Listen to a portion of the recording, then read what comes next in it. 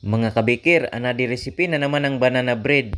Ito ang lutuin ko ngayon sa kaldero. Simple lang ang mga ingredients, napakadaling gawin, at sa kaldero lang din natin lutuin. Sa mga kabikir natin na mahilig sa banana bread, kung gusto niyong gumawa kahit hindi pa kayo nakasubok sa paggawa nito mga kabikir, walang practice dahil napakadaling gawin lang nito. Sundin lang ang paraan sa paggawa. Ito ang mga ingredients. Meron akong 7 pirasong saging hinog, 5 hanggang 7 saging mga kabikir pwede.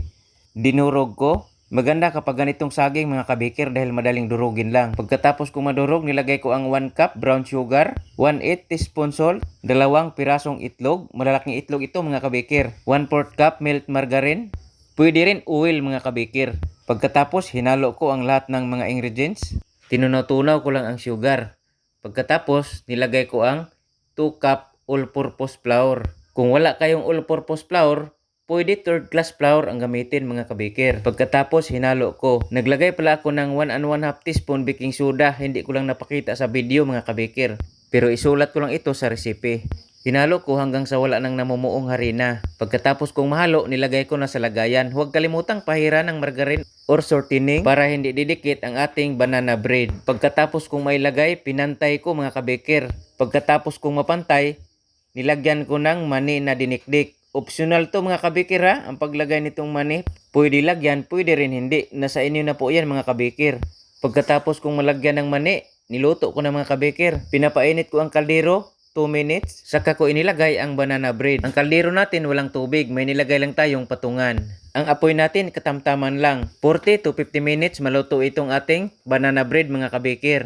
At ito na mga kabikir. Luto na ang ating simpleng banana bread na niluto lang natin sa ating kaldero. Sa mga kabikir natin na mahilig sa banana bread, subukan nyo ito mga kabikir, napakadaling gawin lang. Mga kabikir, marami na tayong ginawang banana bread. Iba-ibang recipe, mamili na lang kayo mga kabikir kung anong recipe ang gusto ninyo. Bawat video, may nilagay akong recipe para kopyahin nyo na lang kung gusto nyong gumawa. Mga kabikir, sana nagustuhan nyo ang recipe na isinare ko sa inyo ngayon. Itong isa pang banana bread na niluto natin sa kaldero. At mga kabikir, abangan nyo pa ang iba pa nating mga recipe. Marami pa tayong mga simpleng recipe ng tinapay na pwedeng magamit natin sa pangnegosyo, pwede rin sa pangmerienda mga kabikir. Mga simpleng recipe na pwede nating lutuin sa kaldero, sa kawali, sa oven at sa steamer. Mga kabikir, maraming salamat sa lagi niyong panunood, sa pag-share sa aking mga video, old and new followers at sa lahat na nakapanood sa mga video ko. Maraming salamat sa inyong lahat mga kabikir at God bless sa ating lahat.